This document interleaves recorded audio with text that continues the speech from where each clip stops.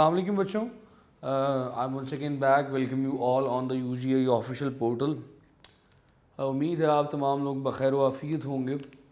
अच्छा जी, बात शुरू करते हैं, वापस अपने लेक्चर की जानिब चलते हैं। हम लोगों ने चैप्टर नंबर 4 को थॉरली ख़त्म कर लिया था। We have done chapter number 4। Chapter number 4 से रिलेटेड जितने शॉर्ट क्वेश्चन या लॉन्ग क्वेश्चन चैप्टर में से बन सकते थे, we have discussed all of them. हमने सबको डिस्कस कर लिया है।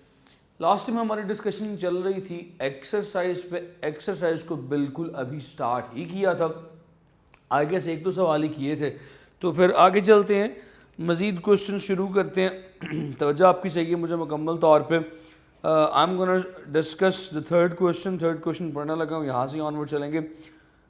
A force F acts through the distance L. The force is then increased to 3F and acts through further distance of 2L. Draw the work diagram to the scale.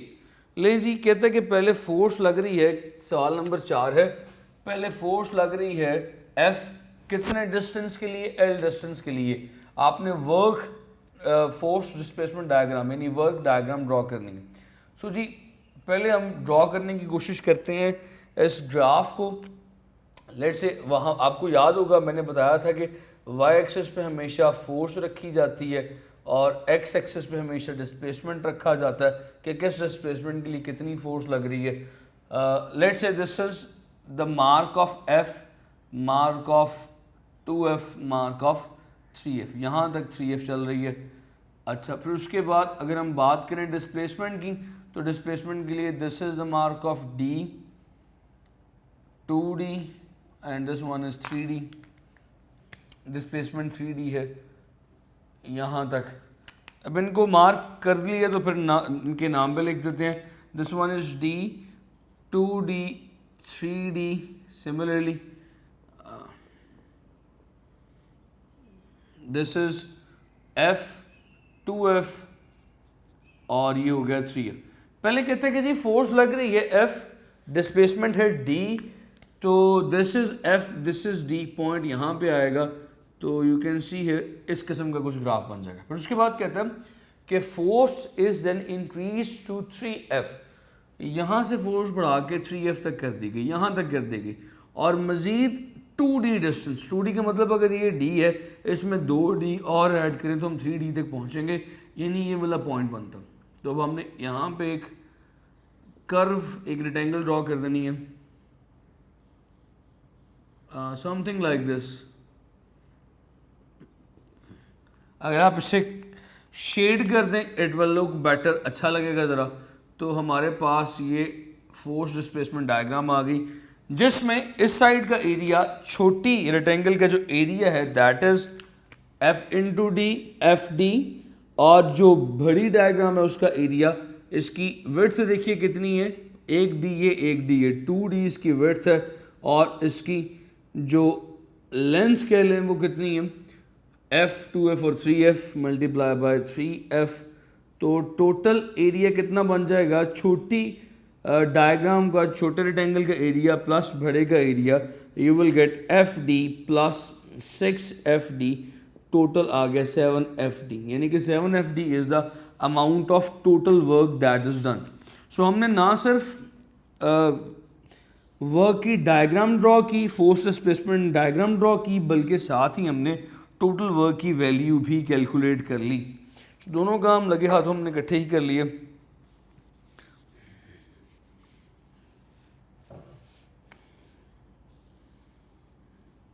ये लीजिए, हमारे पास diagram भी आ गई और साथ ही वर्क की calculation भी आ गई।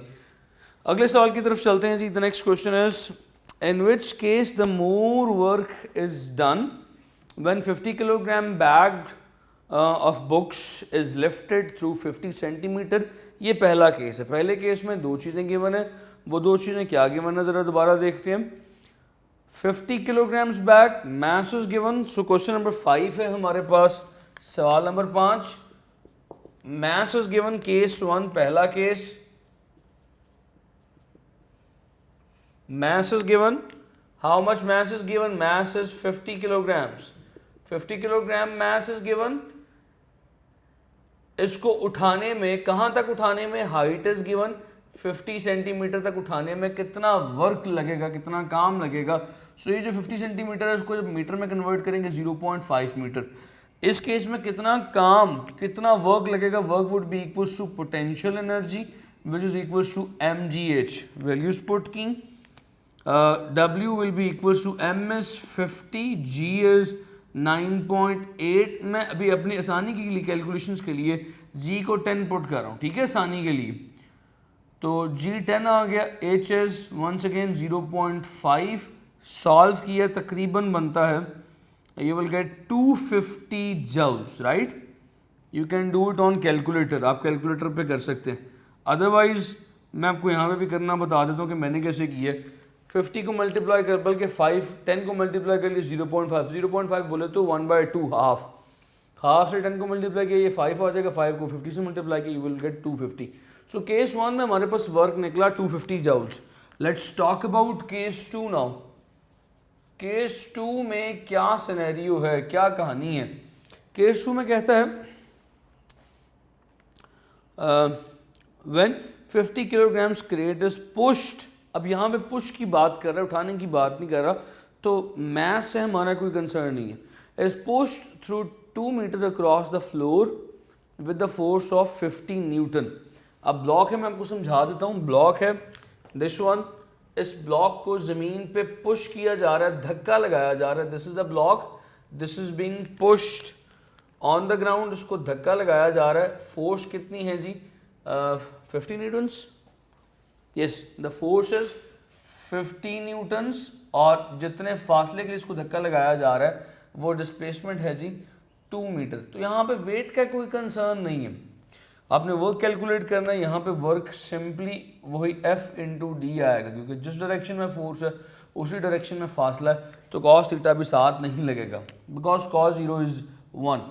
W is equals to F D, F is 50, D is 2, W is equals to 100 joules. तो भाई किस सिनारियो में, किस केस में ज़्यादा काम हुआ, उस बैग 50 किलो के बैग को उठाने में या 50 किलो के बैग को धक्का लगाने में? उठाने में ज़्यादा काम करना पड़ा। इसीलिए जब आपसे कहा जाता है कि जी क्लास से कुर्सियाँ बाहर निकालें, क्लास में कुर्सियाँ अंदर करें, तो आप बजाय उठाने के ड्रैग करना शुरू कर देते हैं, धक्का लगाना शुरू कर देते हैं, बड़े होशियार हो, क्योंकि उसमें काम कम लगता है, उसमें सिर्फ 100 जूल काम करना पड़ता है, जबकि उठाने में ज़्यादा एनर्जी रिक्वायर्ड होती है। ताकतें तो हैं कोई नहीं, हो तो उठाओ ना। अच्छा जी, फिर उसके बाद 5वां सवाल है जी, this one was third question, I am sorry, ये तीसरा सवाल था जो पहले किया था, अब जो किया वो चौथा है, 5वां करने लगा, कुछ ज़्यादा ही फास्ट हो गया, कुछ ज़्यादा ही आगे निकल गया। अच्छा जी, 5वां सवाल क्या है जी, ज़रा वो भी देख लीजिए। 5th question is an object has the 1 joule of potential energy, explain what does it mean. एक बॉडी है, एक ऑब्जेक्ट है जिसके पास 1 जूल पोटेंशियल एनर्जी। इसका मतलब क्या मतलब है इसका जी? इसका मतलब ज़रा यूँ समझिए कि आप एनर्जी किसे कहते हैं। मैंने आपको बताया था energy is the ability to do work, किसी बॉडी में काम करने की सलाहियत को, काम करने की कैपेबिलिटी को, कैपेसिटी को एनर्जी कहते हैं। अब यहाँ पे कह रहे हैं बॉडी के पास एनर्जी कितनी है, 1 जूल। इसका मतलब कि बॉडी 1 जूल काम करने की सलाहियत रखती है। Simple, as simple as that, एक लाइन में जवाब।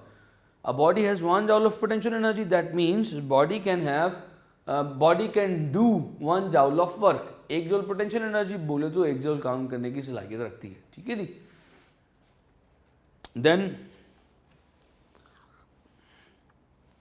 This is the question that I have discussed already. कहते the ball of mass m is held at a height h1 above the table.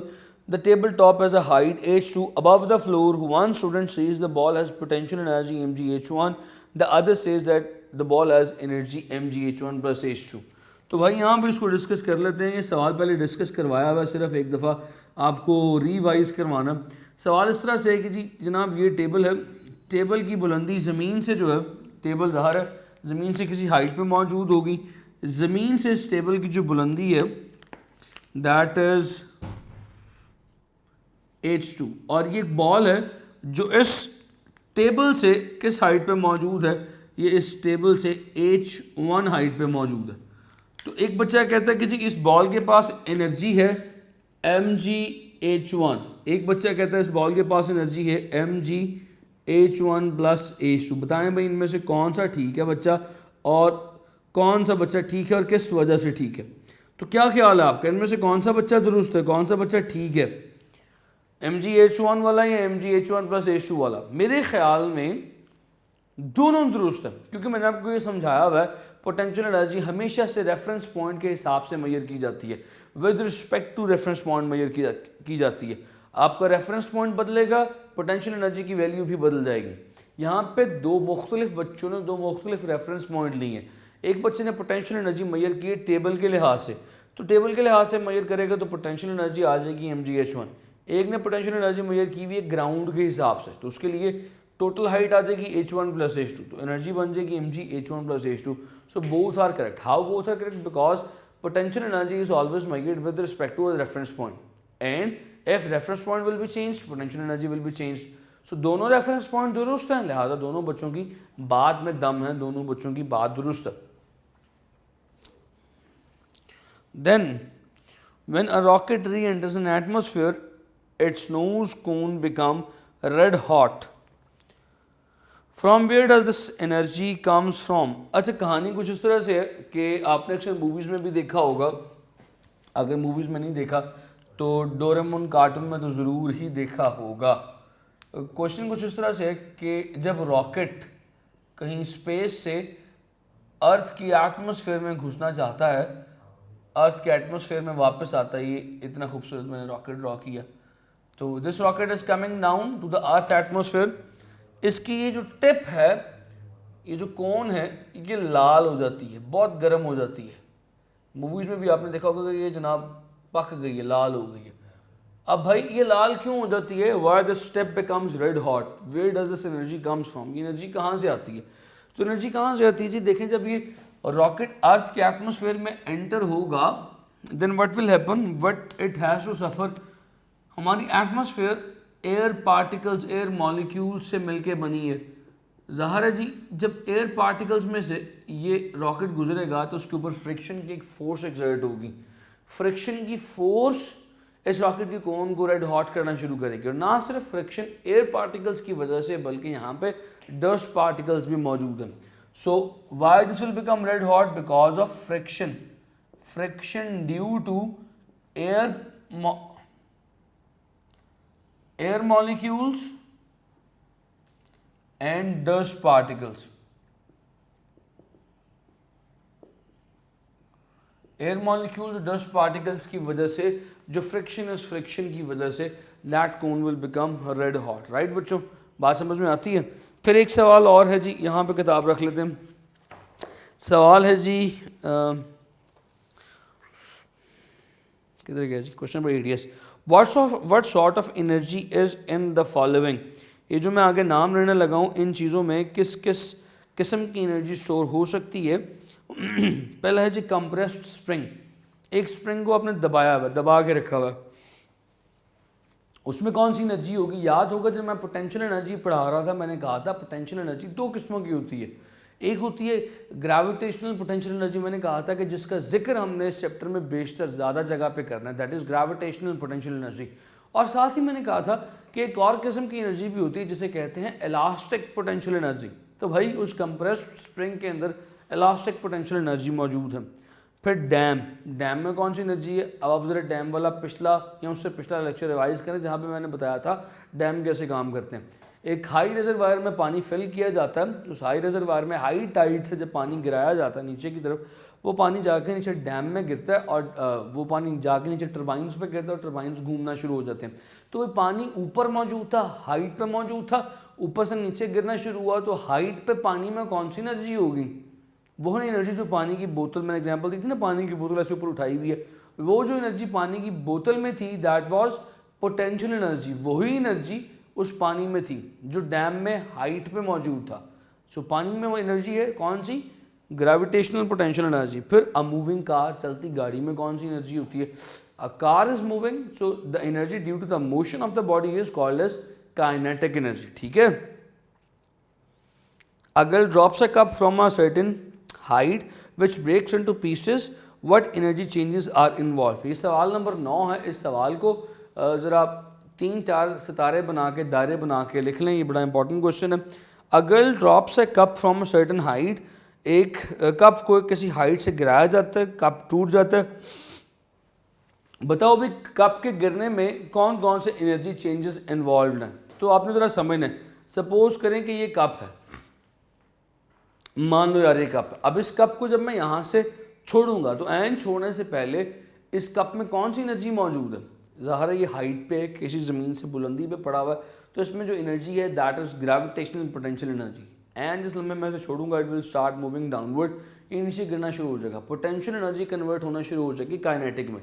तो पहले थी काइनेटिक, कन्वर्ट होना शुरू हुई, पहले थी पोटेंशियल कन्वर्ट होना शुरू हुई काइनेटिक में। जब जाके कप नीचे लगेगा there will be a noise, sound, टूटने की आवाज़ पैदा होगी जिससे आपको गालियाँ पड़ेंगी। वो जो आवाज़ है that is once again energy, sound energy. जब कप नीचे गिरा, गिर के टूट गया, टूट के बिखर गया, तो कप पहले जुड़ा हुआ था, एक कन्फाइंड फॉर्म में था, एक स्पेसिफिक वॉल्यूम में था, टूटा यानी मॉलिक्यूल्स के बॉन्ड्स टूटे, तो कुछ एनर्जी बॉन्ड्स को तोड़ने में भी खर्च हुई। सो अगर मैं इसकी एक फ्लो चार्ट, एक फ्लो डायग्राम लिखूं तो फ्लो डायग्राम किस तरह की होगी ज़रा देखिएगा। फ्लो डायग्राम कुछ इस तरह की होगी। सवाल नंबर 9 है ये। सवाल नंबर 9 की फ्लो डायग्राम कुछ इस तरह की होगी। पहले सारी की सारी क्या थी? सारी की सारी थी potential. Potential energy was converted, plus का साइन लगाना, ये एरो का साइन लगाना है। एरो बोले तो कन्वर्जन इनटू काइनेटिक। जब टूटा तो काइनेटिक एनर्जी कन्वर्ट हुई किस में? साउंड एनर्जी में, plus energy required to break the cup। उस कप को तोड़ने में जो एनर्जी लगी वो energy plus sound energy. So हमारे पास एनर्जी कन्वर्जेंस क्या क्या आई? At highest point potential energy, then there is kinetic energy, then there is sound plus some energy that is required to break that cup. ठीक है जी। सवाल number ज़रा 10 देखिए। सवाल नंबर 10 है a boy uses a catapult to throw a stone which accidentally smashes a greenhouse window. List the possible energy changes। ये कहते हैं कि एक बच्चा गुलेल का इस्तेमाल करते हुए कैटापुल्ट बोले तो गुलेल का इस्तेमाल करते हुए ग्रीन हाउस की खिड़की को तोड़ देता है। ग्रीन हाउस वो जो शीशे का बना हुआ घर होता है जहाँ पे पौधे रखे जाते हैं, तो उसकी उसकी खिड़की का शीशा तोड़ देता है। अब इसमें कौन कौन सी एनर्जी चेंजेस हैं? देखिए, जब उसकी गुलेल कुछ ऐसी होती है, कुछ ऐसी देखिएगा, कुछ इस किस्म की गुलेल, जब उसने वो रबर डाल के खींचना शुरू किया तो रबर को खींच रहा है। अब कौन सी एनर्जी इसमें होगी? इसमें एनर्जी होगी इलास्टिक पोटेंशियल एनर्जी। खींच रहा है ना, इलास्टिक, उस रबर में एनर्जी स्टोर हो रही है। इलास्टिक पोटेंशियल एनर्जी छोड़ा, रबर, उस रबर से निकला हुआ वो पत्थर, स्टोन जब आगे मूव करेगा तो इलास्टिक पोटेंशियल एनर्जी कन्वर्ट हुई उस पत्थर की काइनेटिक एनर्जी में। अब जब वो पत्थर जाके शीशे को लगेगा, शीशे में से आवाज़ आएगी टूटने की, that sound, kinetic energy will be converted into sound energy. ऐसे ही है, और 7 ग्लास टूट जाएगा, यानी some amount of energy is required to break the glass. अब यहाँ पे इसी सवाल का नंबर चेंज करता हूँ। लो जी, इसी सवाल का किया नंबर चेंज। तो अब एनर्जी कन्वर्जेंस, गुलेल में कौन सी एनर्जी जी?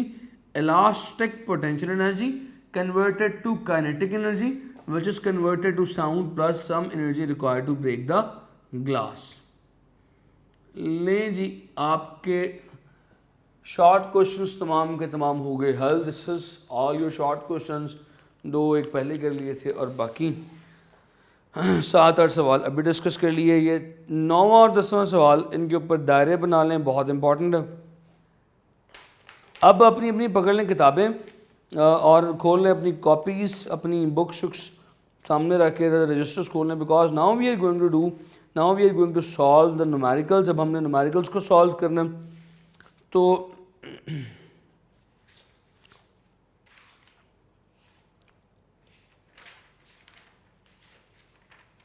न्यूमेरिकल्स निकालनी है, साथ साथ आपने करते जाना है, खाली सिर्फ सुनना ही नहीं है।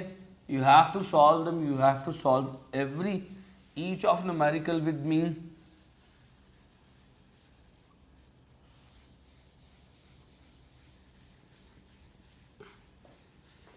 देखेंगे आज एक दो जितने न्यूमेरिकल्स हो जाएं आज की क्लास में कर लेंगे। आज सिर्फ मैंने सोचा था कि आपको एक्सरसाइज करवाऊंगा, बट अच्छा हो गया, टाइम निकल आया हमारे पास। सो आज जितने न्यूमेरिकल्स हो गए दैट्स गुड। बाकी further numericals we will do them afterwards in the next class.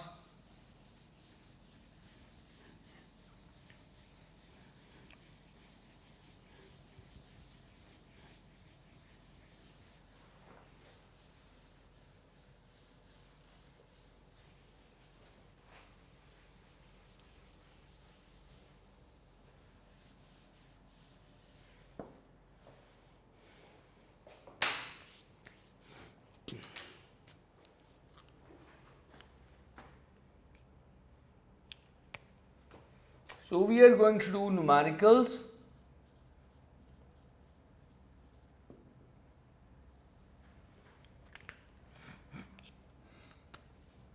Numerical number 1 करने लगे हैं जी। क्या चीज़ें हमें गिवन है, गिवन को लिख लेते हैं।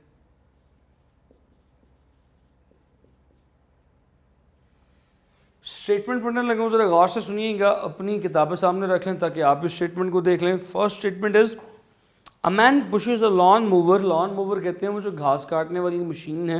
एक शख्स वो घास काटने वाली मशीन को धक्का लगा रहा है, पुश कर रहा है with the force of 40 Newton. Force is given directed at the angle of 20 degree downward from horizontal. So पहली चीज़ जो given है that is the force with which he is pushing the lawn mover, that is 20 or 40, okay 40 newtons, right। 40 Newton की force से धक्का लगा रहा है। Theta angle जो है वो कुछ इस तरह से, मैं आपको समझाने की कोशिश करता हूँ। सपोज कर लें कि this is the lawn mower, इस तरह से पड़ा हुआ, ये आगे उसका वो जो कटर लगा होता है, नीचे टायर है। ऐसे मेरी ड्राइंग बहुत खूबसूरत है, देखिए मैंने बना दी है। So it is pushing. Now this lawn mower has the angle, ये जो हॉरिजॉन्टल के साथ एंगल बना रहा है वो थीटा इज 20 डिग्री। तो भाई अगर ये 20 डिग्री का एंगल है तो फिर ज़मीन के साथ बनने वाला एंगल भी 20 डिग्री ही होगा।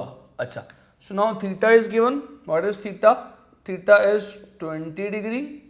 अच्छा, उसके बाद कहते हैं कि find the work done by the man as he cut a strip of grass 20 metre long. जनाब जी ये घास काट रहा है और काटता काटता 20 मीटर आगे निकल गया, 20 मीटर के फासले पे काटता हुआ निकल गया। तो द फासला इज 20 मीटर।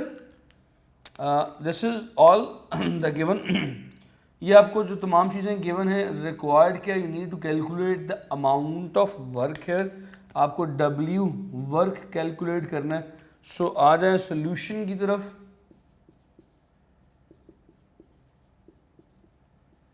कौन सा फार्मूला लगेगा? बड़ा मुश्किल फार्मूला जी जो यहाँ पे लगाना है। वो मुश्किल तरीन फार्मूला कौन सा है? W is equals to FD cos of theta. F is 40, displacement is 20, cos of theta is once again 20। तमाम वैल्यूज पुट करने के बाद, तमाम सबूतों और गवाहों के बाद जो रिजल्ट आता है दैट इज 7.5 इंटू 10⁻²2 जूल्स। ये तकरीबन 750 जूल बनता है। ठीक है जी, ये जवाब हमारे पास आ गया। तो इस जवाब को कर लिया हमने एक डब्बे में बंद।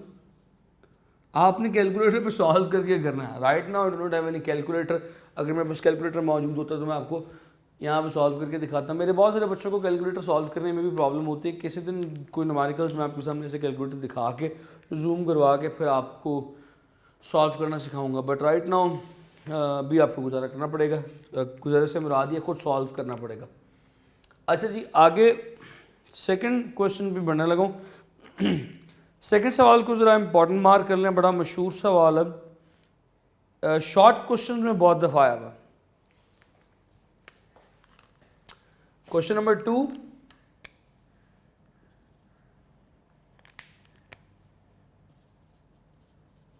इसके ऊपर कुछ बना लें।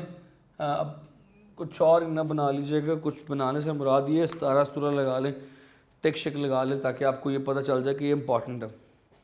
अ रेन ड्रॉप का मास गिवन है 3.35 into 10⁻⁻5 kilogram falls vertically. So आपके पास बारिश का एक कतरा है, this rain drop is falling down, नीचे की तरफ गिर रहा है। So it is falling down, its mass is, इसका वजन कितना है जी, its mass is 3.35 into 10⁻⁻5 kilograms masses आ गया। falls vertically at a constant speed under the influence of force of gravity and friction। अब ये बात ज़रा समझने वाली है। अब वो कहते हैं कि जब ये नीचे की तरफ गिर रहा है तो उस पर दो फोर्सेस लग रही हैं, एक फोर्स ऑफ ग्रेविटी यानी वेट के इक्वल है, और एक फोर्स ऊपर की तरफ लग रही है, that force is force of friction. So इस पर दो फोर्सेस लग रही हैं, एक वेट की फोर्स, एक फ्रिक्शन की फोर्स। इन फॉलिंग 100 मीटर, साथ ही उसने हाइट दे दी है, फासला दे दी, दैट इज 100 मीटर, 100 मीटर का फासला गिरने में how much work is done by gravity, how much work is done by frictional force. So required is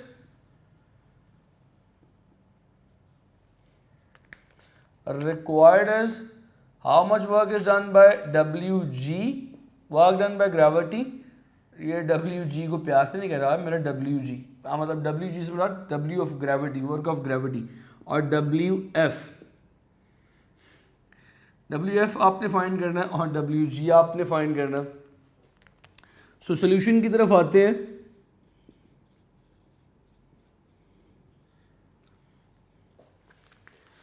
work done by the gravity की बात करें तो देखें ये नीचे की तरफ गिर रहा है, इस वक्त जो नीचे की तरफ तय होने वाला फासला है it is directed downward, force भी नीचे की तरफ है, फोर्स बोले तो ग्रेविटी की फोर्स, दोनों नीचे की तरफ है। तो ग्रेविटी और डिस्प्लेसमेंट में जो एंगल बन रहा है that is 0 degree, same direction में है ना। तो यहाँ पे हम क्या करेंगे, W is equals to FD cos of 0 degree, gravity की वजह से work done due to gravity कर रहे हैं। अब मैं यहाँ पे लिखना शुरू करता हूँ, W is equals to F किसके इक्वल होगी, फोर्स किसके इक्वल होगी, mg के इक्वल। फोर्स कौन सी जी, ग्रेविटेशनल फोर्स है, दैट इज F इंटू फासला कितना है जी, डिस्प्लेसमेंट कितना है 100 एंड कॉज ऑफ 0, कॉज 0 वो बाद में पुट कर लेते हैं। अब मास की वैल्यू क्या है जी, mass is 3.35 into 10⁻⁻5, g is 100 and cos 0 is 1, लिखा ना लिखा एक बराबर है, हमारे पास WG आ जाएगा 3.35 इंटू 10⁻⁻3 राइट जूल्स। हमारे पास WG की वैल्यू आ गई, work done due to gravity की वैल्यू आ गई। अच्छा जी, उसके बाद the next thing is we have to calculate work done due to friction. तो फ्रिक्शन की डाली हेडिंग। अच्छा, जब फ्रिक्शन की बात कर रहे हैं तो W is equals to FD cos of theta का ही फॉर्मूला लगेगा, मगर यहां कहानी थोड़ी सी मुख्तलिफ है। देखिए अब बात करने लगा हूं यहां पे, फ्रिक्शन ऊपर की तरफ है, डिस्प्लेसमेंट नीचे की तरफ है, वो ड्रॉपलेट नीचे आ रहा है, तो इन दोनों के दरमियान जो एंगल है फ्रिक्शन और डिस्प्लेसमेंट के दरमियान दैट इज 180 डिग्री, एक ऊपर को एक नीचे को, the angle is 180 degree. So F is once again mg के इक्वल। अब मैं ये पॉइंट आपको थोड़ा समझाता हूँ, ठहर से मैं लिख लूँ फिर समझाता हूँ। D इज 200 और 200 ही 100 है, सॉरी 100 मीटर्स फासला और कॉज ऑफ 180 डिग्री। अच्छा, आप में से कुछ बच्चे ये सोच रहे होंगे कि मैं फोर्स वर्क फाइंड करने लगा फ्रिक्शन वाला और मैंने फोर्स पुट कर दिए वेट के इक्वल। तो बच्चों याद रखिएगा, चैप्टर नंबर 6 में पढ़ाऊंगा, बल्कि साबित करवाऊंगा कि जब कोई चीज़ फॉल कर रही होती है ना, नीचे गिर रही होती है यूनिफॉर्म स्पीड के साथ, तो नीचे वाली फोर्स यानी वेट और ऊपर वाली फोर्स यानी फ्रिक्शन आपस में बराबर हो जाते हैं। सो हमने फोर्स को वेट के इक्वल मान लिया, फ्रिक्शन की फोर्स को वेट के इक्वल मान लिया, लिहाजा फ्रिक्शन की जगह भी वेट की वैल्यू ही पुट कर रहे हैं। So WF M G M is 3.35 into 10⁻⁻5, G is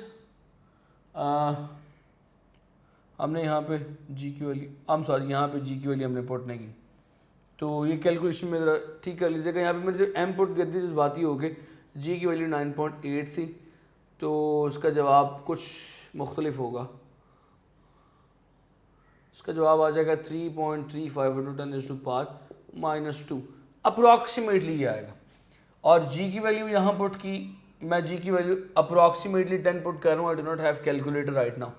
so यहाँ पे जी की वैल्यू 10 पुट की, और M G then displacement is 100 and cos of 180 degree. cos 180 what is cos 180 -1, तो -1 लिखा मैंने पहले, और ये बन गया 3.35 into 10⁻⁻2। So W F is equals to -3.35 into 10⁻⁻2 joules।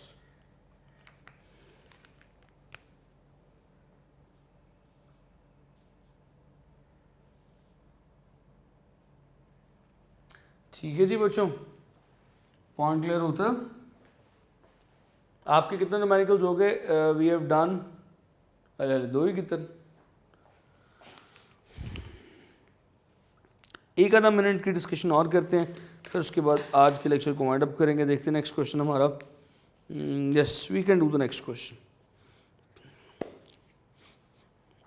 The next question numerical number 3 is once again very very very much important. इसको भी ज़रा मार्क कर लीजिएगा, गौर से देखिएगा। न्यूमेरिकल नंबर 3 पढ़ने लगा हूँ, तवज्जो रिक्वायर्ड है आपकी ज़रा मुकम्मल तौर पे। Numerical number 3 is here,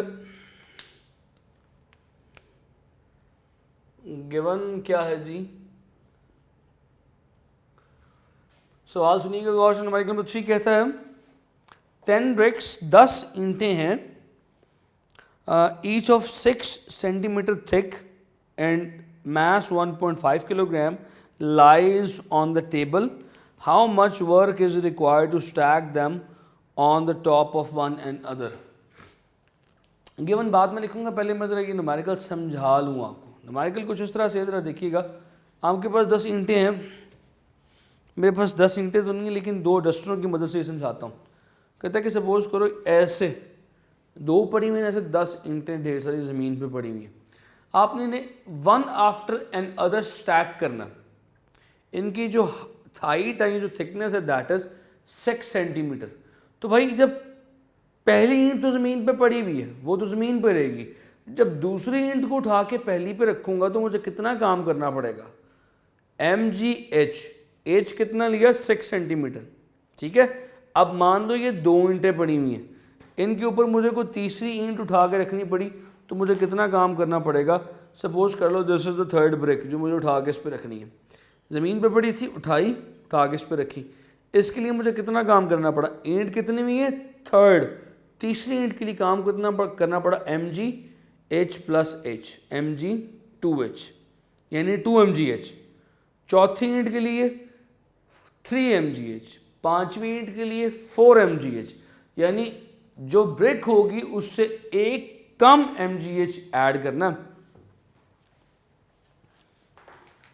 so let's do it, करते हैं जरा। यही बात जो मैंने आपको समझाई यहां पर लिख देता हूं कि जी ये तो पहली ब्रिक पड़ी हुई है, दूसरी ब्रिक को इस पे स्टैक करने के लिए, रखने के लिए कितना काम करना पड़ा? mgh, इसकी हाइट जितना। तीसरी ब्रिक को इस पर स्टैक करने के लिए कितना काम करना पड़ा? mgh और एक ये h, mg2h। चौथी ईंट रखनी होगी 3mgh। इस तरह करते करते आपको 10 ब्रिक्स पूरी करनी है। सो सिंपल h जो है, how much h is given? Height is 6 centimetre. 6 centimetre मतलब 6 इंटू 10⁻⁻2 मीटर। ठीक है,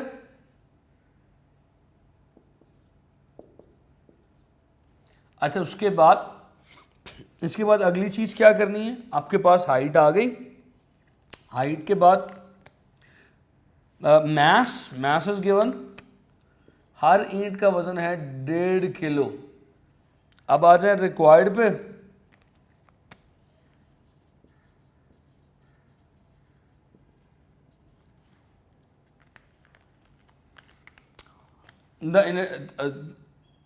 work done in stacking all the bricks on one and another, तो इसका रिक्वायर्ड कैसे लिखेंगे, total work done in stacking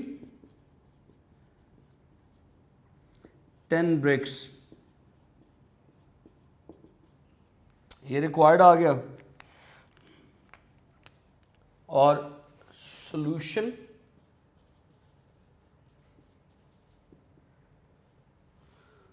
पहली ब्रिक के लिए कोई काम नहीं करना पड़ा, पहली ब्रिक के लिए वर्क डन 0 था।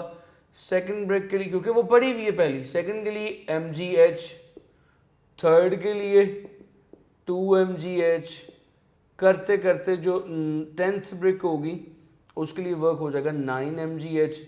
तो आपको सबको ऐड करना है, टोटल वर्क की बात कर रहे हैं। So WT is W1 plus W2 up to W10।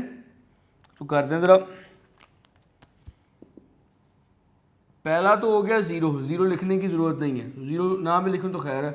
mgh plus 2 mgh करते करते 9 mgh तक आया, mgh ले लिया common, 1 plus 2 plus 3 up to 9, ये हो जाएगा mgh, सबको ऐड करें आता है 45। फॉर्मूला बन गया जी मेरे पास।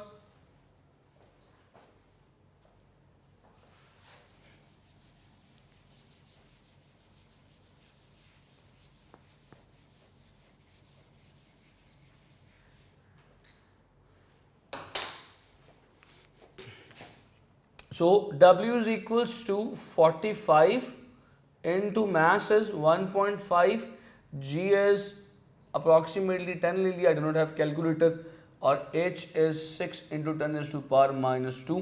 सारे को सॉल्व किया, क्या आता है जी ज़रा बताओ मुझे, सॉल्व करके जवाब आ गया 40 जूल्स।